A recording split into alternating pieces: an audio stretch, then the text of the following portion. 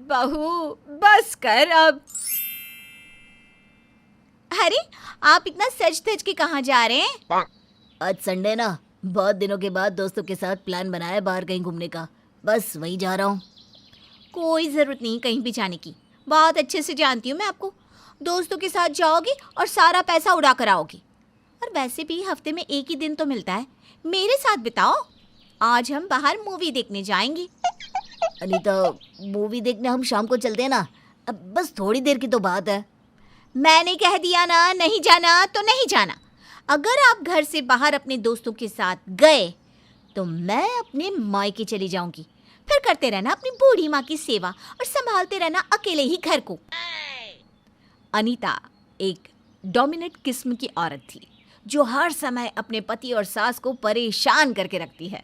अनिल की घर में एक नहीं चलती और ये सब देखकर उषा को भी बहुत दुख होता है, पर बेचारी कर भी क्या सकती थी।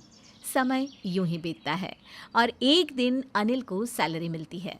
इस महीने की सैलरी पूरी नहीं होती तो अनीता को आ जाता है बहुत ही गुस्सा। आपकी सैलरी में से 2000 कम कैसे हैं? आपने तो इस महीने एक भी छुट्टी नहीं ली। क्या किया 2000 का? पूरा हिसाब दो मुझे। अपनी बहू की आवाज़ सुनकर उषा भी वहाँ भागती हुई आती है और अपनी बहू से कहती है, अरे क्या हुआ बहू, आखिर तू हर समय मेरे बेटे पर चिल्लाती क्यों रहती है? आपके बेटे की हरकतें ही ऐसी है कि ना चाहते हुए भी मुझे उन्हें डांट कर रखना पड़ता है। और मुझसे सवाल करने से पहले पूछिए अपने लाडले बेटे से, क्या किया 2000 का? आज ही सैलरी मिली और आज ही उड़ा दिए। बहू, मेरा बेटा क्या बोल रहा है, एक बार सुन तो ले। किसी को इतना परेशान करना अच्छी बात नहीं। अरे वो तो मेरा बेटा है जो तेरी बात सुन लेता है। यहीं अगर कोई दूसरा आदमी होता तो तुझे कब का छोड़ कर चला जाता। आप तो माँ जी चुप ही रहिए। मैं जब से इस घर में आई हूँ तब से आप यही चाहती हैं कि आपका बेटा मुझे छोड़ दे, पर अफसोस आपकी चल नहीं पाती और ना ही मैं कभी चलने दूंगी। और आप खड़े खड़े देख क्या रहे हैं? हिसाब दीजिए मुझे। अनीता, मैं तुम्हें बताने ही वाला था, बताने का मौका नहीं मिला और तब से तुम नाराज़ हुए जा रही हो। अब तुम ही बताओ, मैं कब तुम्हें हिसाब देता। मैंने इन 2000 में से 500 रुपये की माँ की दवाई ले ली और बाकी के बचे हुए पैसे अपने पास रख लिए। पिछली बार जब तुम्हारी तबीयत खराब हुई थी तो मैंने अपने दोस्त से कुछ उधार लिए थे, बस वही पैसे धीरे धीरे करके चुका रहा हूँ। मुझसे पूछ कर क्यों नहीं दिया? और वैसे भी उससे हमने कोई लाखों का कर्ज तो लिया नहीं था, धीरे धीरे चुका देंगे। अब तो दे दिए ना, अगली बार ऐसी गलती मत करना। इतना बोलकर अनीता सारे पैसे अपने पास रख लेती है। उषा वहाँ से चली जाती है। अनिल भी चुपचाप अपने कामों में लग जाता है। समय यूं ही बीतता है, पर समय के साथ सपना और भी ज़्यादा डोमिनेटिंग होने लगती है और अब तो वो अपने पति की इज्जत करना भी भूल जाती है। ऐसे ही एक दिन अनिल का दोस्त उससे मिलने उसके घर आता है। भाभी जी नमस्ते, आपसे मिलकर अच्छा लगा। अरे यार, तूने तो पिछली बार भी प्लान बनाकर मना कर दिया और इस बार भी मना कर रहा है। तेरा मन नहीं करता क्या दोस्तों के साथ कहीं जाने का? अरे भाभी जी, थोड़ी तो फ्रीडम दे दो अपने पति को। हाँ जी हाँ, इन्हें फ्रीडम दे दूँ ताकि ये भी तुम्हारी तरह आवारा हो जाए। अभी तुम्हारी शादी नहीं हुई है इसलिए घर की जिम्मेदारी के बारे में कुछ पता नहीं है। कल को जब खुद की बीवी आएगी ना तो बीवी के पल्लू से बन जाओगे। और सुनिए जी, कहीं जाने की ज़रूरत नहीं है आपको और आप जा सकते हैं जहाँ भी जाना हो।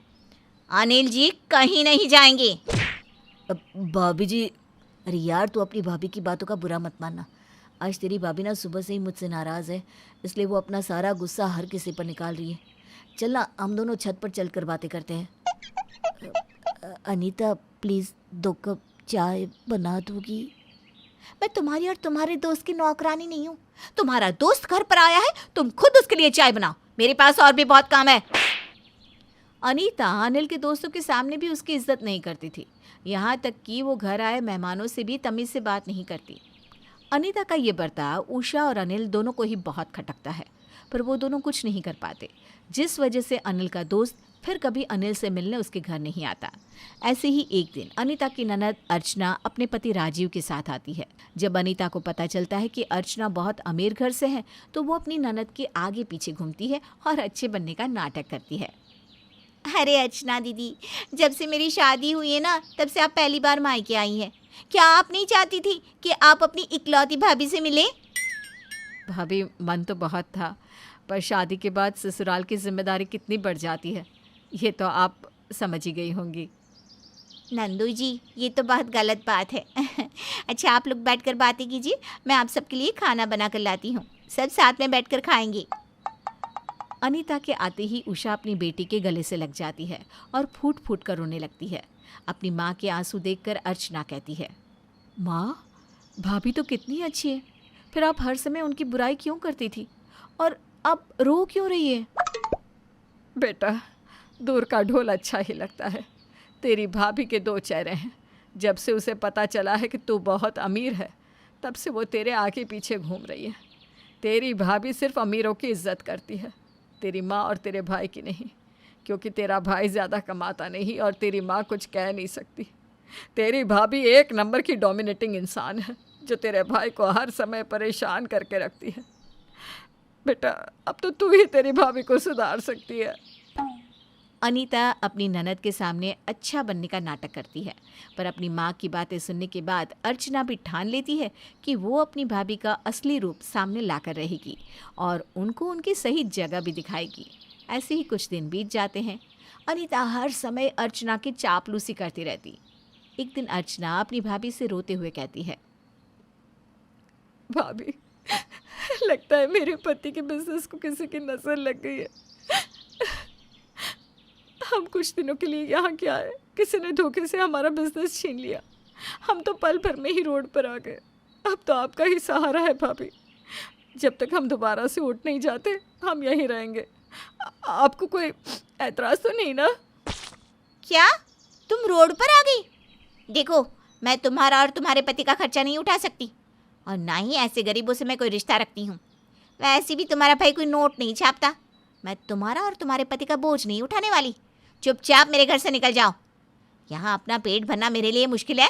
बड़ी मुश्किल से एक एक पैसा बचाती हूँ मैं। तो ये है तुम्हारा असली रूप। पता नहीं किस घड़ी में हमने अनिल की शादी तुमसे करवा दी। तुम हर समय मेरे भाई को कोसती रहती हो, धमकी देती रहती हो ना छोड़ने की। छोड़ दो मेरे भाई को, ताकि मैं अपने भाई के लिए अमीर घर की लड़की ढूंढ सकूं, जो मेरे भाई की इज्जत करेगी। और मेरे लिए ये छोटी बात नहीं है। मेरा वकील आता ही होगा। डिवोर्स पेपर लेकर साइन कर देना और मेरे भाई को छोड़ने की जो रकम चाहिए बता देना, तुम्हारे मुंह पर मारूंगी। अर्चना अपनी भाभी की हकीकत सामने ले आती है, जिसके बाद अनीता के पैरों तले ज़मीन खिसक जाती है। वो हाथ जोड़कर अपनी ननद के सामने घुटनों पर गिर जाती है। नहीं नहीं दीदी, ऐसा मत करो। मुझे मेरे पति से दूर मत करो। मैं बहुत खुशनसीब हूँ जो मुझे अनिल जैसा पति मिला।